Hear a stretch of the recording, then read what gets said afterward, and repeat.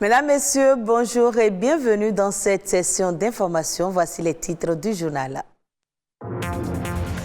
Le développement local est tributaire de la mobilisation de ressources propres des collectivités territoriales. Quel est alors le rôle des arrondissements dans la mobilisation des ressources financières au profit des communes? On en parle. Très peu de jeunes filles exercent aujourd'hui dans le digital. Il faut alors changer la donne, inciter les jeunes filles à envisager une carrière dans le secteur du digital. Enfin, sucré et collant, le miel est un nectar récolté par les abeilles, un aliment sain et naturel très apprécié, mais aussi un intrant important dans la production de plusieurs autres produits.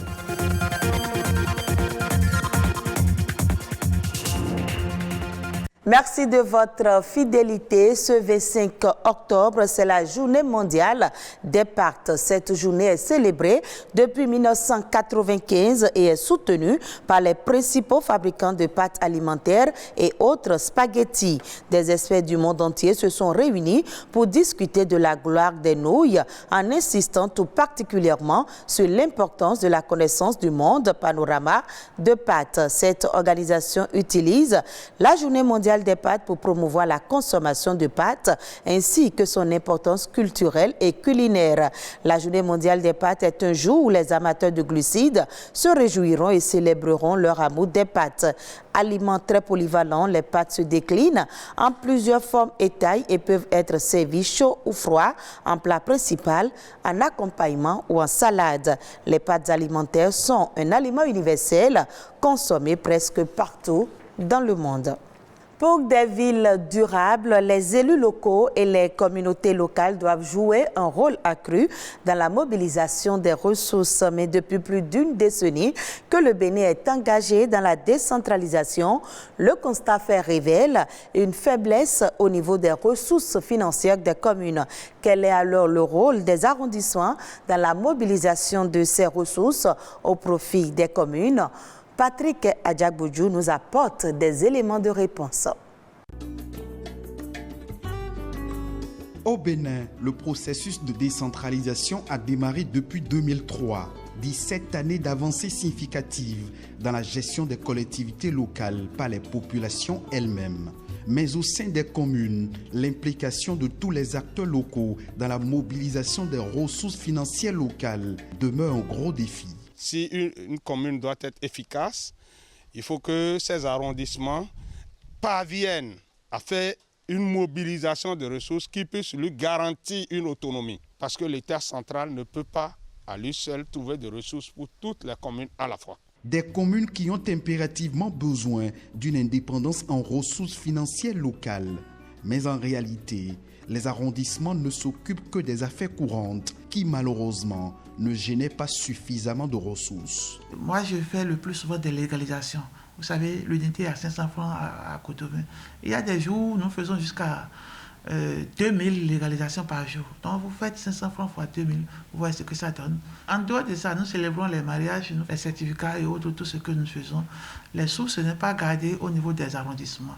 Dans les marchés, la mobilisation des ressources là, ce n'est pas directement le chef d'arrondissement qui va dans ces marchés, mais plutôt c'est la mairie qui met à notre disposition les agents collecteurs. Et ils ont leur tour de passage pour aller mobiliser ces ressources dans les marchés.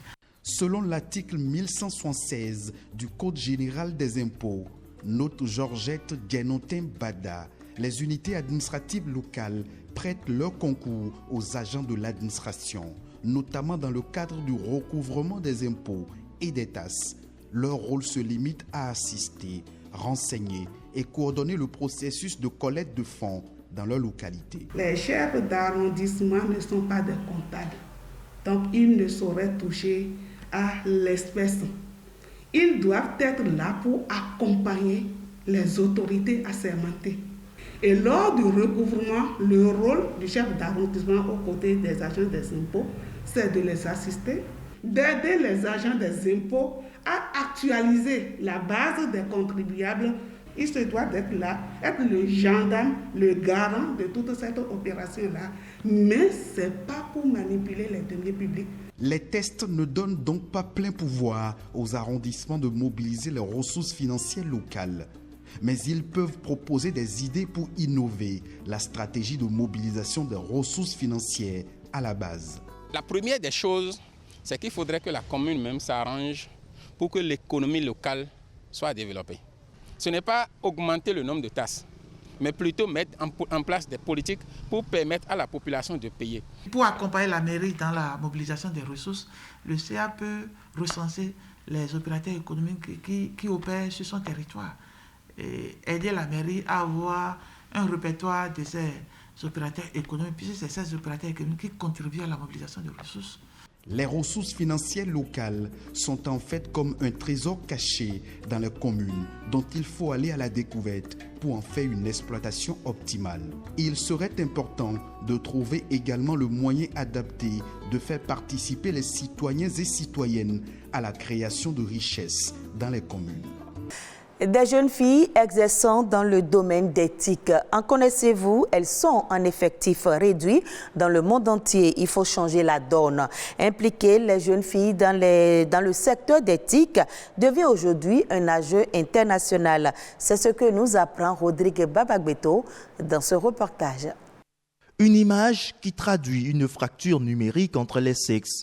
Ces filles choisissent faire de la robotique une filière longtemps réservée aux hommes. Malheureusement, elles restent peu nombreuses dans le monde. Les jeunes filles restent encore très peu représentées dans les domaines des sciences, de la technologie, de l'ingénierie et des mathématiques. D'après la communauté internationale, malgré les efforts mondiaux pour inspirer et impliquer les femmes et les filles dans la science, les femmes et les filles de nombreux pays restent exclues, freinées par les préjugés sexistes, les normes sociales et les attentes qui influencent la qualité de l'éducation des femmes ainsi que les options de carrière. La plupart de ceux qui n'ont pas accès à la technologie numérique sont des femmes et des filles dans les pays en développement. Les derniers chiffres de l'Union internationale des télécommunications montrent un écart de 17% entre les sexes dans l'utilisation d'Internet dans le monde. C'est encore plus large dans les pays les moins avancés. Dans un monde où le numérique se généralise, il est essentiel d'encourager les jeunes filles à faire des études dans les domaines de la science et de la technologie. L'Union internationale des télécommunications UIT s'engage fortement en faveur de l'autonomisation des jeunes filles du monde entier afin qu'elles puissent acquérir des compétences numériques et poursuivre une carrière portée par les technologies. Imaginez un futur où chaque enfant et chaque jeune, quel que soit son sexe, ait les mêmes chances d'accès et de formation en vue de tirer parti des possibilités illimitées qu'offrent les TIC et qu'ils soient encouragés dans cette démarche. En dotant les jeunes filles des outils pour explorer le monde des technologies, animées par leur curiosité et leur imagination, nous pouvons stimuler des solutions innovantes qui font appel au TIC pour relever certains des plus grands défis de notre époque. Le Bénin, désireux depuis 5 ans d'être le hub du numérique dans la sous-région, met également en place de nombreuses actions aux fins d'impliquer les jeunes filles et les amener à être passionnées des TIC. De nombreuses jeunes filles sont sensibilisées au principe du codage et aux nombreux métiers qu'offre le numérique. La sous-représentation des femmes dans les emplois des TIC reste l'un des obstacles à la réalisation de l'égalité des sexes partout dans le monde, qui est un élément clé du programme de développement durable à l'horizon 2030 des Nations Unies. Il est parfois désigné comme le mets des dieux, un nectar d'une couleur blonde, sucré obtenu de l'abeille, le miel. Au regard de ses caractéristiques, il est prisé sur le marché national et international. Au-delà d'être un substitut du sucre industriel et de ses propriétés médicinales, le miel entre dans le cycle de production de bien d'autres produits. Un spécialiste en agroalimentaire nous en parle. Le miel, c'est un produit qui est vraiment extraordinaire parce qu'il dégage vraiment beaucoup de saveurs et d'identité.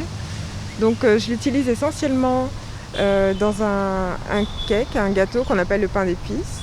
J'utilise aussi dans les vinaigres en décoction. Ça donne vraiment aussi une saveur très intéressante dans les vinaigres aromatiques. Je l'utilise également dans des tartinades sucrées notamment le caramiel aux cacahuètes salées, qui a beaucoup de succès. Voilà, en application culinaire, c'est comme ça que je le décline. Le miel est très intéressant aussi en cosmétique. Le miel, la cire d'abeille également. Ils ont des vertus très intéressantes en application pour des produits pour le visage, avec des vertus anti-taches. On peut utiliser également la cire d'abeille pour des sticks pour les lèvres, voilà, notamment. Le miel béninois est vraiment intéressant. En fait, on a des miels béninois, c'est ça qui est intéressant. Des miels monofloraux, on en a, je dirais peut-être plus d'une dizaine. On a aussi donc des miels, j'allais dire, qui se caractérisent avec des couleurs, des textures, avec des saveurs très différentes et très typiques de chaque fleur à partir desquelles ils sont produits. Bon, je pense que c'est intéressant de bien organiser la filière, mais surtout que le consommateur puisse s'y retrouver avec les différentes caractéristiques de miel qui existent et qui puisse acheter un miel qui est passé par un laboratoire et qui est vraiment certifié comme étant un miel et non pas quelque chose de trafiqué. Hors du Bénin, la reprise économique sera plus lente en Afrique que dans le reste du monde. Le Fonds monétaire international prévoit en effet une croissance de 3,7% en moyenne pour l'Afrique subsaharienne en cette année 2021 et 3,8% en 2022. Une reprise plus lente que dans le reste du monde où elle atteindra 6%. Les contraintes budgétaires mais aussi la faible vaccination expliquent en partie ce résultat selon le rapport semestriel du FMI. De bonnes récoltes et la remontée des coûts des matières premières ont permis aux économies africaines de redémarrer, mais les perspectives sont incertaines, note l'institution. FESPACO 2021, l'étalon d'or du Festival panafricain du cinéma et de la télévision de Ouagadougou, a été attribué samedi dernier au réalisateur somalien Ahmed Kada pour son premier long métrage, La femme du fossoyeur. Le palmarès du festival avec Fatima Tawane, correspondante de France 24 à Ouagadougou. C'est La femme du fossoyeur qui remporte ce nouvel étalon d'or de Yenenga par le réalisateur somalien Kadar Ahmed. C'est un film bouleversant qui est tourné à Djibouti et qui raconte une histoire d'amour absolument magnifique entre un fossoyeur et sa femme atteinte d'une maladie rénale grave pour laquelle il faut, pour lui sauver la vie, réunir 5 000 $, alors que lui est un fossoyeur et il vit au quotidien de la mort des autres qu'il doit pouvoir enterrer et justement gagner un peu de sa subside. Donc ce film est absolument bouleversant, jamais misérabiliste, avec des points d'humour quand c'est nécessaire, vraiment servi par une lumière, un décor absolument fabuleux, avec des acteurs qui, eux, ne sont pas des professionnels, mais vraiment absolument magnifiques. Et le deuxième prix revient à Freda, une jeune réalisatrice, Jessica Généus, qui a gagné un prix absolument magnifique et qui remporte d'autres prix d'ailleurs. Ce film est vraiment bouleversant, qui raconte l'histoire de Haïti, voilà, avec en toile de fond la violence, etc., et tout ce qui se passe en Haïti, avec une jeune femme qui est une allégorie du pays, qui est fragile, toute petite, mais qui reste debout. Ce film est magnifique. Et le troisième prix revient à Leila Bouzid pour son film magnifique, une histoire d'amour et de désir. Voilà, c'était le palmarès du FESPACO 2021 de cette 27e édition, ici à Ouagadougou. Et ce sera tout pour ce journal que vous pouvez suivre à nouveau sur le www.ortb.bj. Merci à vous de nous avoir suivis.